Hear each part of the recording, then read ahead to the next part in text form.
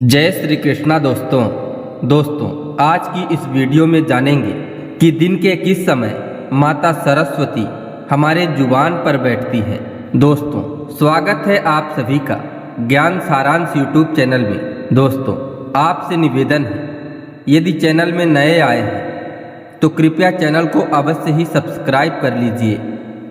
आज की इस वीडियो के माध्यम से हम लोग जानेंगे कि माता सरस्वती हमारे जुबान पर कब विराजित होती है। दोस्तों यह बात तो आपने अनेकों बार सुने होंगे कि किसी व्यक्ति ने कुछ बोला और वह सही हो गया। दोस्तों वह सच इसलिए हुआ क्योंकि उस व्यक्ति के जुबान पर उस समय माँ सरस्वती बैठी हुई थी। तो आइए हम लोग भी जानें कि आखिर माता सरस्वती कब हमारी जुबान पर बैठती है। दोस्तों यह बात तो अक्सर सुनने को मिलती है कि किसी को गलत शब्द मत बोलो, क्योंकि कहीं ऐसा ना हो कि हमारी कही हुई बात सत्य हो जाए। कुछ लोगों के मुख से आपने सुने होंगे कि इस व्यक्ति की जुबान बहुत ही काली है, यह जो भी बोलता है वह सच हो जाता है। यह शब्द कई बार आपने सुने होंगे कि किसी व्यक्ति के मुख से निकली हुई बात हमेशा ही सत्य होती है। परंतु दोस्तों इस संसार में सकारात्मक एवं नकारात्मक दोनों ही प्रकार की सोच वाले व्यक्ति होते हैं। क्या वास्तव में किसी के मुख से निकली हुई बात सच हो सकती है? दोस्तों इन्हीं सब बातों को आज इस वीडियो में जानेंगे और यह भी जानेंगे कि आखिर कब माँ सरस्वती हमारी जुबान पर विराजित होती है। दोस्तों यह कोई कल्पना नहीं है, यह वास्तव में जीवन की सच्चाई है। दोस्तों अगर यह बात आजमाई गई नहीं होती तो शायद यह बात आप लोगों के साथ मैं शेयर नहीं कर पाता, क्योंकि आप तो यह जानते ही होंगे कि ज्ञान सारांश यूट्यूब चैनल में जो भी बातें बताई जाती है वह शास्त्रों में लिखी बातों के आधार पर ही होती है। जो बातें वास्तविक होती हैं उन्हीं बातों को हम आप सभी तक पहुंचाने का प्रयास करते हैं। दोस्तों माँ सरस्वती बुद्धि, ज्ञान और विवेक की देवी है। माँ सरस्वती जी ने ही सृष्टि के सभी जीवों के कंठ में स्वर दिए हैं। ऐसा अनेक कथाओं में वर्णन मिलता है कि माता सरस्वती के ही द्वारा सर्वप्रथम स्वर की उत्पत्ति की गई। इसके बाद ही संसार के सभी जीवों को आवाज प्राप्त हुई।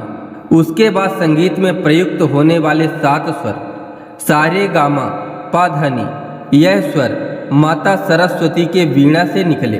दोस्तों प्रत्येक 24 घंटे में एक समय ऐसा भी आता है जब माँ सरस्वती हमारे और आपके भी जुबान में विराजित होती है।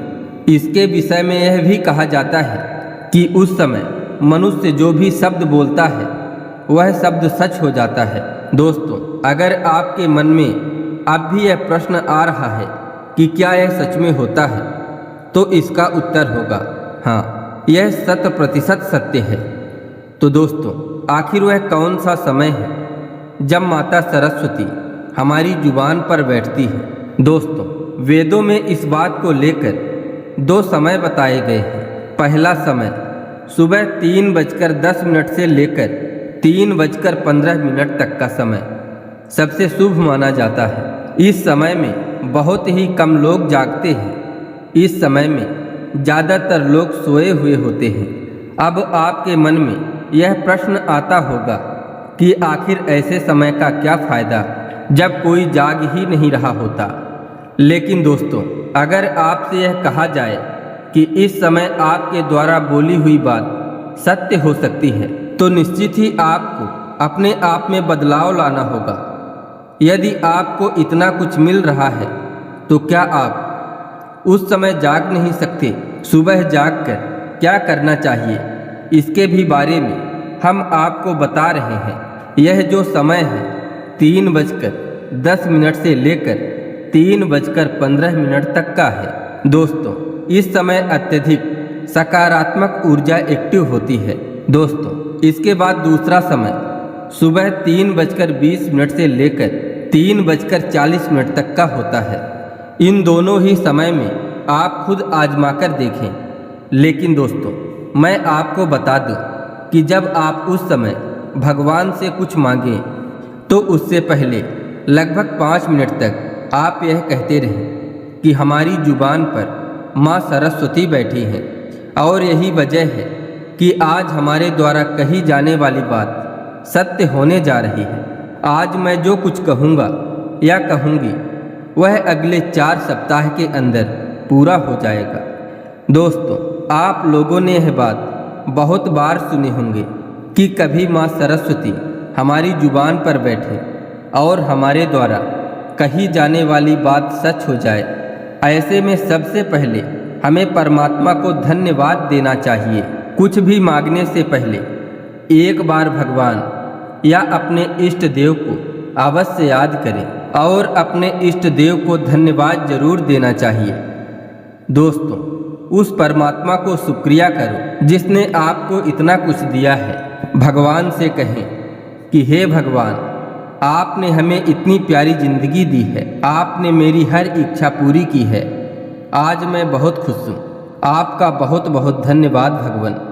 दोस्तों, जब बात धन्यवाद से प्रारंभ होती है तो आपका हृदय और परमात्मा का हृदय एक दूसरे से जुड़ जाते हैं। इसके बाद भगवान से अपने मन की बात बोले कि हे भगवान, हमारे जीवन में यह समस्या है जिस समस्या का मैं आपसे समाधान चाहता हूँ। दोस्तों, इसके अतिरिक्त यदि आपकी और कोई मनोकामना है तो अवश्य ही मांग सकते हैं।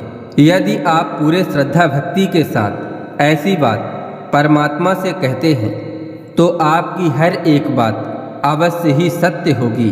दोस्तों, आज की वीडियो में बस इतना ही। आशा करते हैं यह जानकारी आपको अच्छी लगी होगी। हम कल फिर मिलेंगे एक नई जानकारी के साथ। तो आप वीडियो को लाइक करें, शेयर करें एवं जाते जाते कमेंट में लिखें जय माँ सरस्वती, जय माँ वीणा वादिनी।